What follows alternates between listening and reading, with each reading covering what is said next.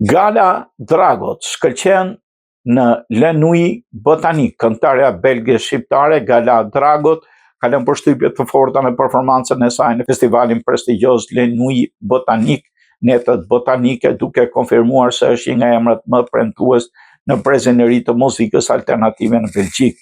Në një mbrëmje ku publiku pate mundësinë të shijonte dy artiste të reja me stile krejtësisht të ndryshme, Gala Dragot solli një koncert intim dhe emocional të ndërtuar mbi tingujt e pianos dhe tekstet e ndjera që trajtojnë dashurinë, humbjen dhe reflektimet personale, e vetme në skenë me një paraqitje elegante dhe pa efekte të tepërta, artistja 20 vjeçare krijoi një atmosferë të veçantë që tërhoqi vëmendjen e të pranishmëve.